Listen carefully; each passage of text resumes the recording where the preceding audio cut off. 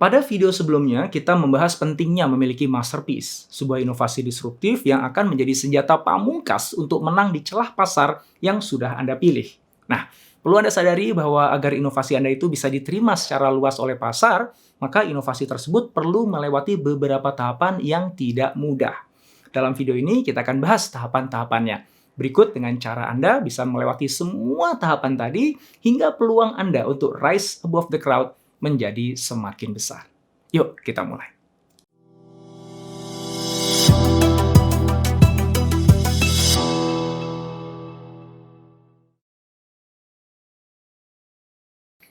Agar sebuah inovasi disruptif bisa diterima secara luas oleh pasar, maka inovasi tersebut perlu melewati beberapa tahap. Everett M. Rogers, profesor komunikasi dari The University of New Mexico, menyebutnya sebagai difusi inovasi. Dalam bukunya Diffusion of Innovation, Rogers menyebutkan adanya 5 kelompok adopters yang perlu dilewati agar sebuah inovasi bisa menguasai seluruh pasar dan mengubah segalanya. Kelima kelompok adopters itu adalah innovators, early adopters, early majority, late majority, dan laggards. Menurut Roger, sebuah inovasi harus mencapai critical mass terlebih dahulu supaya bisa diterima oleh pasar secara keseluruhan. Critical mass adalah jumlah adopters yang dibutuhkan agar sebuah inovasi bergerak berkelanjutan secara mandiri dan mendorong pertumbuhan selanjutnya.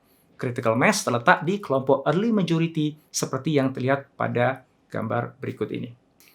Ketika sebuah lompatan inovasi diperkenalkan, yang akan tertarik pertama kali adalah mereka yang berada dalam kelompok innovators.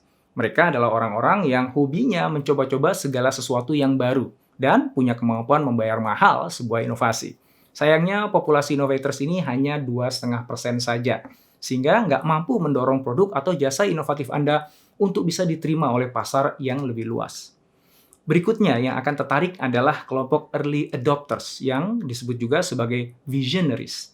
Mereka merupakan sekelompok orang yang berani mengambil risiko atas sebuah inovasi sepanjang mereka yakin inovasi itu bisa menyelesaikan permasalahan yang sedang mereka hadapi. Mereka adalah orang yang ingin menciptakan dunia, bukan menerima dunia apa adanya. Selanjutnya adalah early majority yang menjadi populasi terbesar 34% dan disebut juga dengan pragmatis. Mereka adalah kelompok yang tidak mau mengambil risiko. Mereka baru mau mencoba sebuah inovasi baru jika sudah melihat atau merasakan bukti keberhasilannya. Oleh karena itu, terlebih dahulu mereka akan mencari testimoni atau rekomendasi dari temannya sebelum memutuskan untuk mengadopsi sebuah inovasi baru. Kelompok berikutnya, late majority, yaitu mereka yang mengadopsi sebuah inovasi, membeli produk atau jasa setelah produk atau jasa tersebut sudah menjadi standar yang dipergunakan oleh semua orang. Selanjutnya, laggards. Mereka adalah orang yang nggak akan pernah membeli produk atau jasa yang baru. Sayangnya, seperti yang dikatakan Geoffrey Moore, seorang organizational theorist, pergerakan sebuah ide produk atau jasa tidak mulus dari satu tahap ke tahap lainnya. Ada jurang yang memisahkan antara kelompok early adopters dan early majority. Sebuah inovasi yang diadopsi dengan baik oleh kelompok early adopters belum tentu bisa diterima oleh early majority. Itu sebabnya sebuah produk, jasa, atau solusi inovatif yang digadang-gadang akan menjadi the next big thing bisa jadi terhenti larinya dan tidak pernah diterima oleh majority dari pasar. Early adopter adalah para risk taker. Mereka bersedia mengadopsi sebuah inovasi baru tanpa perlu menunggu dulu adanya pembuktian. Sementara early majority memerlukan referensi dan juga testimoni. Mereka hanya akan membeli ketika sudah menemukan bukti berkali-kali.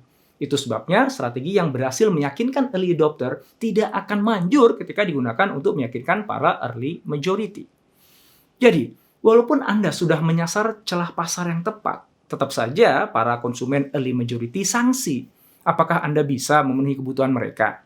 Nah, sekalipun para innovators dan early adopter sudah bisa menerima dengan baik inovasi yang kita tawarkan, belum tentu kita bisa masuk ke pasar besarnya. Bisa jadi pertumbuhan penjualan produk inovasi kita tuh sebenarnya menarik, tapi kemudian mentok geraknya. Berhenti di segelintir early adopter saja. Dalam situasi seperti itu, maka apa yang bisa kita lakukan? Moore berargumen setiap orang atau perusahaan harus mulai langkahnya dengan mendominasi sebuah ceruk di kelompok early adopter untuk kemudian berekspansi dari posisi yang kuat tersebut. Gagasan ini berlawanan dengan pandangan kebanyakan pengusaha yang selalu memulai langkah dengan menyasar pasar terbesar. Padahal pada kenyataannya, perusahaan-perusahaan besar pun tidak mulai langkahnya dengan membidik kelompok konsumen yang besar. Mereka justru memilih ceruk pasar spesifik untuk memperkenalkan inovasinya. Facebook misalnya, memulainya dari mahasiswa di universitas-universitas ternama di Amerika Serikat. Dan eBay awalnya hanya fokus pada barang koleksi. LinkedIn awalnya memilih para eksekutif di Silicon Valley sebagai target konsumennya. Amazon memulai bisnisnya dari menjual buku. Sementara iklan Google pada awalnya menyasar perusahaan startup yang tidak mampu membeli iklan banner yang relatif mahal. Ketika mereka sudah memiliki posisi yang kuat di ceruk pasar tersebut, barulah mereka menambahkan fitur dan fungsi yang diarahkan pada pasar yang lebih luas. Dengan demikian, supaya inovasi Anda dapat melompati jurang dan diterima para early majority, maka pilihlah terlebih dahulu target konsumen spesifik yang paling bisa Anda puaskan. Selanjutnya, alokasikan semua sumber daya seperti dana, waktu, perhatian, pikiran untuk menciptakan masterpiece yang tepat yang bisa memuaskan kebutuhan mereka secara maksimal. Konsumen yang berhasil Anda puaskan akan menyebarluaskan pengalaman positif mereka kepada siapapun. Nah, itulah yang akan menjadi testimoni. Ketika testimoni atau review positif yang didengar para early majority itu semakin banyak, berarti mereka semakin besar dong peluangnya untuk kemudian percaya dan akhirnya mau mengadopsi inovasi yang Anda tawarkan. Sun Tzu berkata, "Opportunities multiply as they are seized." Kesempatan akan berlipat ganda ketika ditaklukkan. Maka, pada saat Anda berhasil meyakinkan banyak early majority, terciptalah critical mass. Itulah waktu yang tepat bagi Anda untuk mulai menambahkan fitur dan fungsi pada produk atau jasa Anda, agar bisa memuaskan pasar yang lebih luas. Momentum pertumbuhan pun datang, sehingga akhirnya produk atau jasa Anda bisa menguasai pasar secara keseluruhan. Saat itulah Anda benar-benar rise above the crowd.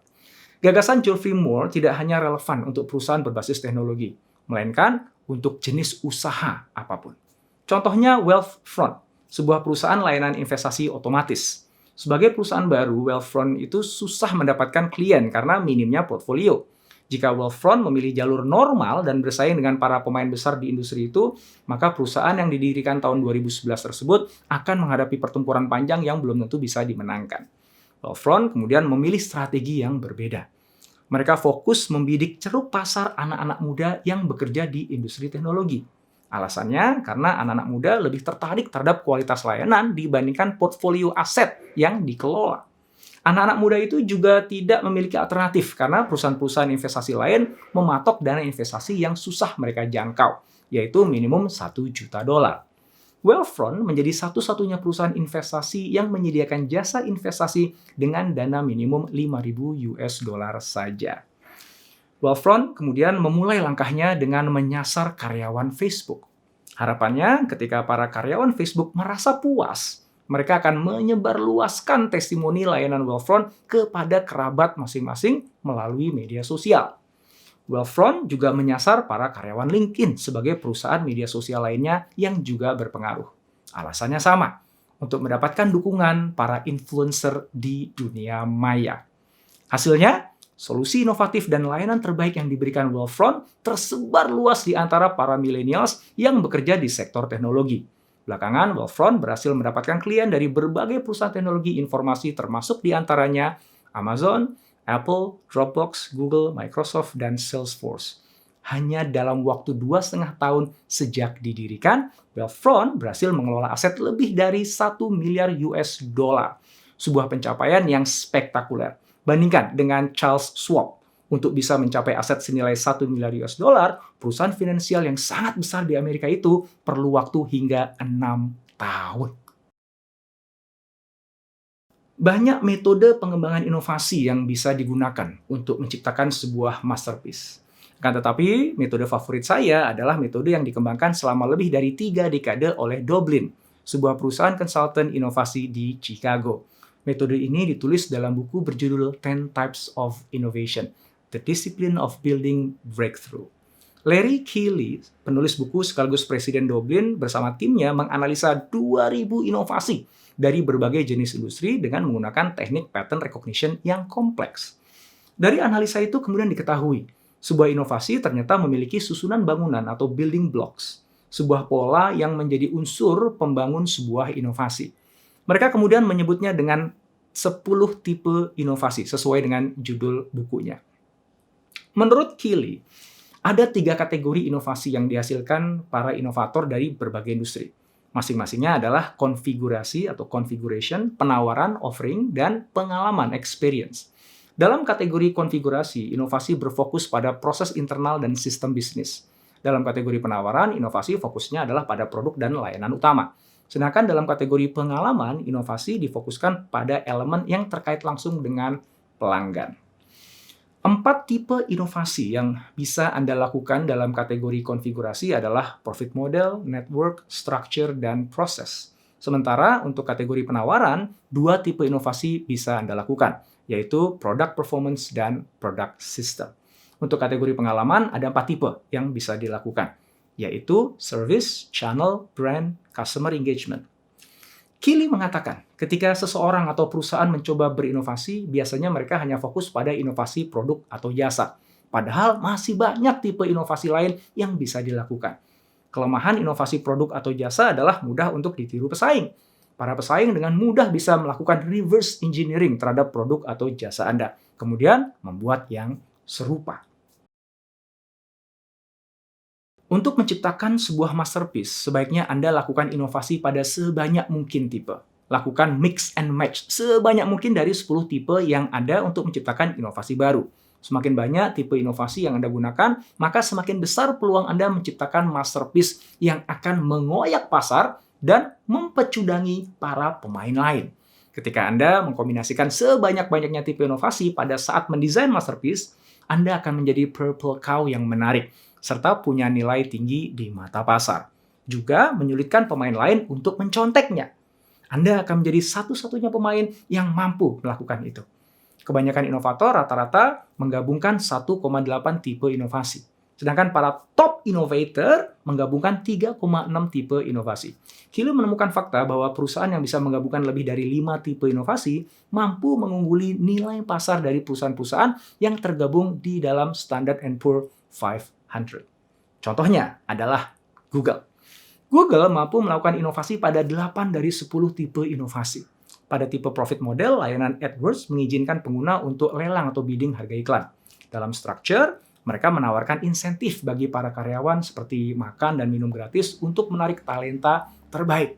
Pada proses, algoritma PageRank secara dramatik mengubah bisnis mesin pencari. Untuk product performance, mereka membatasi iklan hanya 25 karakter agar lebih sederhana. Dalam product system, Google memungkinkan pihak ketiga mendapatkan keuntungan dengan menempatkan iklan Google di website mereka. Dalam service, mereka menyediakan layanan iklan yang terintegrasi. Dalam channel, mereka menyediakan informasi yang spesifik berdasarkan lokasi. Sedangkan pada brand, mereka memiliki identitas yang simpel dan mudah dikenali pada website-nya. Google tentu saja bukan satu-satunya mesin pencari ya. Ada Bing dari Microsoft, Yahoo, ada Baidu.